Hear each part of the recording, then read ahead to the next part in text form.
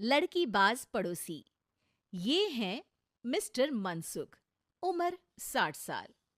वैसे तो इनकी उम्र है राम नाम जपने की, पर मनसुख दिन रात अलग अलग लड़कियों का नाम जपते रहते हैं। अरे लड़की, सुन तो, तेरा नंबर क्या है? अंकल, अभी तो आपका नंबर है। अर्थी बुक कर लो अपने लिए। अरे अभी तो मैं जवान हूँ लड़की, सफेद बालों पे मत जा। मनसुख राम को लड़कियां छेड़ने की गलत आदत थी। पत्नी बहुत पहले गुजर गई थी, जिसके बाद मनसुख खुले बैल की तरह हो गए। जहां दिखी नारी वहां लाइन मारी। मनसुख राम के पड़ोसी सोनी जी के यहाँ नई बहू आई। नाम था कल्याणी। अरे वाह बेटा कल्याणी, तेरे आते ही घर में खुशी खुशी हो गई है बेटा। अरे माँ जी, जलेबी खाओ, बात मत करो। बोलने से खुशी को नजर ना लग जाए। जैसे मोहल्ले की हर लड़की पे मनसुख की नजर थी, वो कल्याणी को भी बुरी नजर से देखता है। एक दिन कल्याणी छत पे मिर्ची सुखाने जाती है। दूसरे छत पे खड़ा मनसुख गाना गाने लगता है। उफ उफ मिर्ची, हाय हाय मिर्ची, देखे तो तुझे लग जाए मिर्ची। कल्याणी को लगता है कि यूं ही गा रहे हैं, शौकिया तौर पर ये तो होता ही रहता है। एक दिन कल्याणी आंगन में पौधों को पानी दे रही होती है। फूल हूँ गुलाब का, चमेली का न समझना, आशिक हूँ मैं आपका, सहेली का न समझना। कल्याणी को ये बात बहुत अजीब लगती है, क्योंकि शायरी बोलते वक्त मनसुख उसी की तरफ देख रहा था। वो अंदर जाती है और अपनी सास को कहती है, ये जो हमारे पड़ोसी हैं। अरे दूर रहना उससे। हाँ, दूर ही रहूंगी, पर ये थोड़े अजीब नहीं है? अरे अजीब, आवारा, ठरकी, पता नहीं क्या क्या आदमी है वो। हर लड़की पर नजर डालता है वो। उसकी उम्र की वजह से कोई उसे कहता नहीं।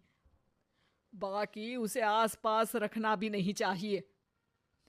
अरे पर ऐसे थोड़ी ना चलेगा। एफआईआर करवा देनी चाहिए।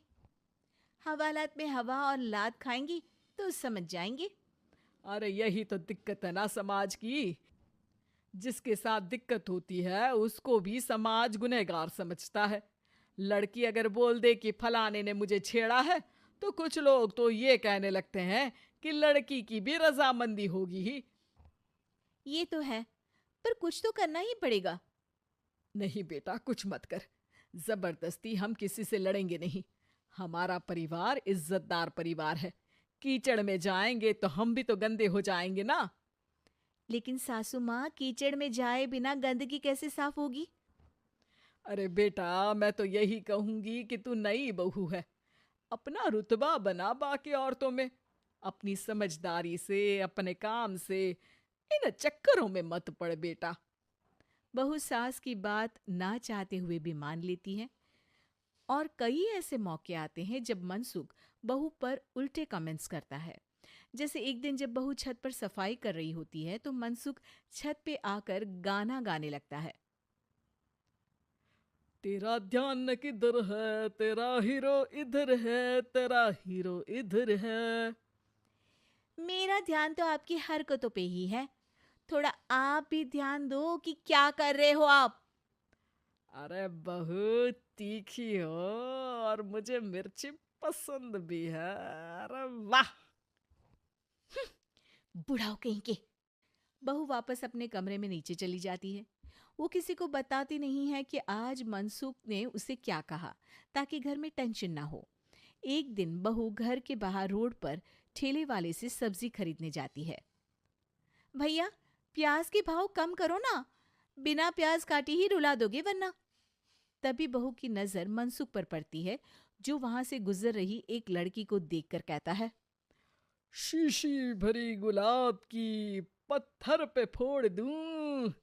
तेरे लिए तो जाने मन जीना भी छोड़ दूं। लड़की सहम जाती है। उसकी उम्र शायद 18-19 साल की रही होगी। बहू ने जब ये देखा कि मनसुख ने इतनी छोटी उम्र की लड़की को तंग किया है, तो वो घर में जाके अपने पति से कहती है, तुम्हारा पड़ोसी मनसुख, अरे बहुत नीच आदमी है। अरे कुछ करते क्यों नहीं उसका? अरे मैं क्या करूं? पड़ोस में गंदगी है, हटानी तो पड़ेगी ना। मेरा साथ दोगे? दूंगा, लेकिन करना क्या है? हम फंसेंगे तो नहीं ना?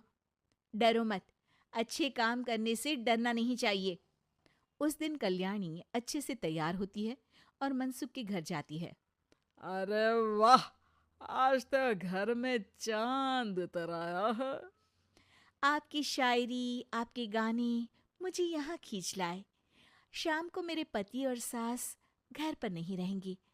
आप मेरे घर आ सकते हैं चाय पीने। अरे जरूर जरूर, मुझे पता था तुम समझदार हो, पर इतनी जल्द मुझे पसंद करने लगोगी ये नहीं सोचा था। चाय पे इंतजार रहेगा। मनसुख शाम को कल्याणी के घर चला जाता है। आप बेडरूम में बैठिए, वहां चाय पियेंगे। अरे वाह बेडरूम में चाय मनसुख हंसता हुआ बेडरूम में जाता है और वहां का नजारा देख के घबरा जाता है। वहां पर मोहल्ले की वो सारी लड़कियां खड़ी हैं जिनको आज तक मनसुख ने छेड़ा था। कल्याणी भी बेडरूम में जाके दरवाजा अंदर से बंद कर लेती है। अब बेडरूम से सिर्फ डम डम डिशुम डिशुम की आवाज आती है और बीच बीच में मनसुख की चीखें भी सुनाई देती हैं। अरे माफ कर दो बिटिया, अरे नहीं नहीं नहीं, अरे डंडे से नहीं, अरे अरे लग जाएगी, अरे आई। बेडरूम का दरवाजा खुलता है और मनसुख की हालत एक लुटे फटे कौवे जैसी हो जाती है। किए की सजा तो मिलनी ही थी आपको, लेकिन आपकी और आपसे ज्यादा हमारी इज्जत का भी ख्याल रखना था। इसलिए इस बार शांति से धर धर के धरना किया हमने आपकी। अगर जरूरत पड़ी तो बाहर जुलूस भी निकाल सकते हैं। आप ऐसी गलती नहीं करूंगा, मुझे माफ कर दो। बहू मनसुख को बाहर छोड़ने जाती है। मनसुख अपने घर की तरफ बढ़ता है। वैसे आपको चाय कैसी लगी? मनसुख अपने दुखते गाल पे हाथ रख के कहता है। कड़क